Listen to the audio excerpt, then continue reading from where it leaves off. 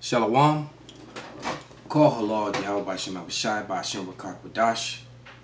Double honors unto the apostles and elders. Salutations unto my fellow laborers, the Yakim, that are doing this work in truth and sincerity, risking their lives and freedom to do so, now more so than ever. To the confusion of face joined unto our ranks. To the hopefully elect, the Akwaf that are listening and learning to you, I say Shalom. It's your brother Malcolm from the branch of GMS here in Chicago, coming at you with another lesson. And we're going to play this debate. And the problem in this debate clearly is the truth. Because one side of the Edomites see that the Bible as being the basis of what's establishing things in society today. The fall of his empire is coming through the Hebrew Israelites, which they do and don't want to talk about. Because the problem is, if you talk about them too much and you give them a platform to speak, then you're going to have to be you're going to be faced with historical facts, biblical facts and history that has been omitted or purposely left out to control the narrative. You're going to have to deal with false racial constructs which have been created to support and substantiate the lie which is called white superiority. And this is what they don't want to deal with. That's what this comes down to. All right? I'm going to read a couple scriptures here. First one is going to be in, I believe it's in Ecclesiasticus. It's the book of Sirach. Yeah, this is Sirach 10 and 8. And it reads, because of unrighteous dealings and injuries and riches got by deceit, the kingdom is translated from one people to another. All right? This is how Edom got dominion over the earth. Through the sword and through his lies of covering up and controlling the narrative, which is history. All right? You had the president of the United States, Theodore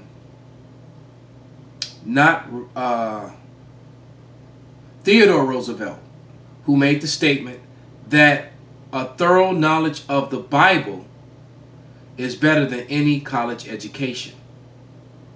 And see, if you bring Bible into the schools, this is why so many people are against it, as you're going to see in this short video. The reason they're so against it is because the Bible's being looked at a different way because of the Hebrew Israelites awakening, which is scriptural, because of the dry bones waking up. The meaning of words, you know, how they put the word Greek for Hellenist, and Hellenist means a Greek-speaking Jew, all right, which cancels out Gentiles in the state of speaking about the other nations. But yet the Israelites who were made Gentiles, how the Apocrypha and the Apocryphal history was purposely omitted from the Bible to cover up and hide the 400-year destruction of the Hebrew Israelite culture and them being brought into the Grecian society, being Hellenized. All right? And that they became Gentiles because they were Hellenized. Those very important details and things like that are left out in school. And you'll see they try to make that separation between church and state, because wait a minute, how are you going to teach Negroes, Latinos, and Native Americans how to read and write and then teach them the Bible in the same institution? Because that will raise questions and things of that nature that they are not and do not want to answer, bring up, or even talk about. All right? They don't even want to talk about these things. Okay? So with that, let's let the video play, and I'll grab a few scriptures at the end. But that division is now being tested. Proposed Bible literacy classes for public schools are sparking controversy across the country. Secular activists warn that it would set a dangerous precedent, but President Trump has endorsed the plan, support which was rapidly criticized online. Numerous states introducing Bible literacy classes, giving students the option of studying the Bible. Starting to make a turn back? Great. Bible literary classes in public schools clearly violate the First Amendment, which seeks to ensure our government does not support nor establish a national religion. I propose that we also have Hinduism, Buddhist, Egyptian Book of the Dead, and Taoism courses. Keep the They predate the confusion Bible. going. Aren't they historically significant? There are already optional Bible literacy classes offered around the country every weekend. It's called Sunday School. Whatever happened to the separation of church and state? Well, bills to allow Bible classes have been introduced in several states. See, I thought I'd be able to just let it play, but I can't. See, they desperately want to keep it out of the learning place because the separation between church and state, and then they set up laws over the church of what you can and cannot teach. See, you put it in school, and now you're going to give children the freedom to do research. All right, because they're going to research, they're going to go to books and other, encyclopedias and to the internet to do their homework and things of that nature, and then they're going to find out that what you're teaching in the churches don't match up with what's in the book. All right, and that the secular history of the Bible is actually found in secular history, which validates the Bible. You swear in on the Bible in your courtrooms, your president swear in on it, but yet you want to keep it out of the classrooms. All right? That was a very important thing that happened, all right, that they're not teaching. And here's a scripture to substantiate it. This is 2nd Ezra, the 7th chapter and the 28th verse. And it says, "For my son Yahushua shall be revealed with those that will be with him, and they that remain shall rejoice within 400 years." So from the time of the Maccabees, okay, all the way up, and this was revealed to Ezra. So from the time of the diaspora, all right, the first one, all right, because we got, there was quite a few Israelite diasporas, but during the diaspora, there was a 400-year time period between the time of the fall of Jerusalem, the first time, all right, after the split of the kingdom, I should say, up until the time of Yahushua. All right, you got a 400-year period from when Alexander, the Greek, took over the Edomite, Alexander of Macedonia, and the Edomite and his Edomite armies, led by his Edomite armies, and how he conquered all the heathen around about them and joined them onto his forces. But from the time that the Edomites became the Grecians, that they took over Greece from Japhet and started calling themselves Greeks, all right, to the time of the Lord, to Herod, and all those things went on, was 400 years. And in that 400-year period, they were not allowed to refer to themselves as Jews and keep customs of Israelite customs. All right, that's a fact of what happened. All right, if we go to 2nd Maccabees, the 6th chapter, it's 1st Maccabees, Salakia. If we go to 2nd Maccabees, the 6th chapter,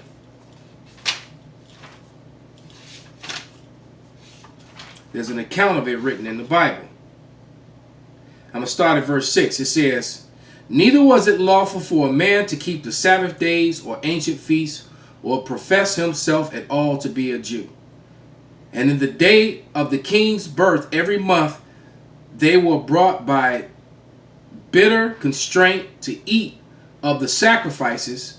And when the feast of Bacchus was kept, the Jews, meaning the tribe of Judah, and Benjamin and Levi, because they couldn't decipher between the Benjamite, the Levite, and the Judite, so they started calling them the Jews, were compelled to go in procession to Bacchus carrying ivy. Moreover, they went out a decree to the neighbor cities of the heathen by the suggestion of Ptolemy against the Jews, that they should observe the same fashion and be partakers of their sacrifices, and whosoever would not conform themselves to the manners of the Gentiles should be put to death, that they might have been seen, that might a man have seen the present misery. So a lot of them stopped teaching their ways to their children. And over that 400 time period, they were Hellenized. So when Paul came on the scene, it was his office to go to those Hellenized Israelites who were in a Gentile state of mind and were being called Gentiles by the Jews who fled and were assimilated into society, who kept their who held on to their laws, statutes, and commandments, and knew that they were Israelites. And this is a very important secular fact that they've left out in modern day Christianity, and the study of the Bible in these days could reveal that and ruin everything that they planned, that they built up, all their lies. Okay, as you can see, these people making these statements, they're terrified. You know, the Hebrew Israelites is, especially through GMS, is a worldwide thing, which is prophesied in the Bible in Isaiah the 19th chapter. Proposed courses are optional and focus mainly on the historical importance of the text. Opponents say it violates the Constitution's It didn't say religious, it said historical. Government support to religion. Yeah, fierce debate on this, as you might expect, including here in RT. We got the views of John Loudon, who is a former Republican member of the Missouri Senate. And firstly, we hear from Kevin Boyling from the Secular Student Alliance.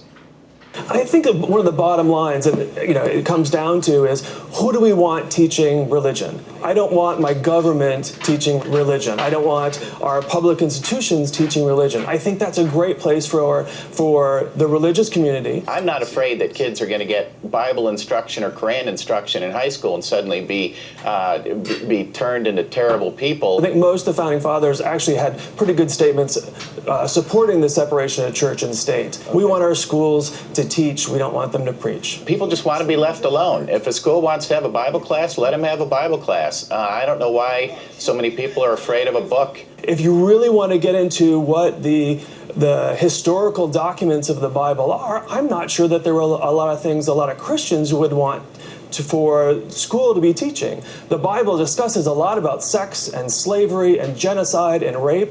I don't want my school teaching. He just let the cat out the bag, which is what one of the things that GMS has been teaching about that rape occurs in the Bible, and then the Bible teaches you how to deal with it when it occurs. And when GMS taught that fact, it started an uproar all throughout all Israel. How much more through these heathens? All right? As a matter of fact, they scream and cry, GMS, you teach rape. Well, rape is in the Bible, and we teach how the Bible tells you to deal with it when it happens. Nothing more. Because in every society, that has happened. It won't happen in the kingdom of heaven, all right? But in every society, it has happened, and there are laws in the Bible on how to deal with it. Those are the grimy parts of the Bible. The man just said it. He doesn't know. Let me go back. Because why? Because Esau teaches contrary to what's in the Bible. Let's go back a little bit. And slavery and genocide and rape. I don't want my... What? The Bible discusses a lot about sex and slavery and genocide and rape. I don't... The Bible discusses a lot about sex and slavery and genocide and rape.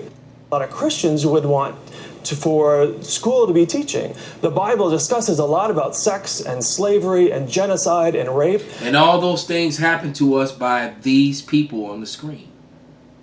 They are guilty of illicit sex, of slavery, of enslaving the Lord's people. And the Bible says that you're gonna, Revelation 18:6 says, give unto them double. All right, and what happens during slavery? Rape. So everything that they fear is coming back upon them, and they don't want this truth coming out. They don't want us to return to the Bible. This is Judith, the 6th chapter. All right? And I'm going to start at 5th chapter. And I'm going to start at the book of Judith, the 5th chapter. And I'm going to start at the 17th verse. And it says, whilst they sinned not before their power, they prospered. Because the power that hateth iniquity was with them. But when they departed from the way which he had appointed them, they were destroyed in many battles, very sore, and were led captives into a land that was not theirs. And the temple of their power was cast to the ground, and their cities were taken by enemies. But now are they returned to their power, and are come up from the places where they were scattered, and have possessed Jerusalem, where their sanctuary is, and are seated in the hill country, for it is desolate. Now therefore, my Lord and Governor, if there be any error in this people, that they sin against their power, let us consider that this shall be their ruin, and let us go up, and we shall overcome them.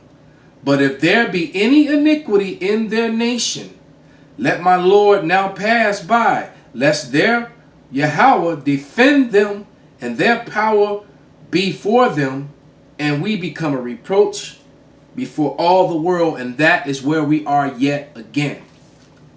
That is where we are yet again. We have woken up to who we are. The history, the truth and the history and the scriptures and the things that we say are being proven through secular history, through the scriptures, through the meaning of words. And Esau is horrified because the truth is now entered into the world, and his end is in sight. We're at the end of the age of the rulership of the wicked, which is Esau, Edom. This is 2nd Ezra 6:27. And it reads, for evil shall be put out, and deceit shall be quenched. As for faith, it shall flourish. Corruption shall be overcome, and the truth, which have been so long without fruit, shall be declared. And the truth is being declared, and Esau is horrified. Call halal Yahweh by Shem Abishai, by Shem Rakak Radash, Wa Abad Babal.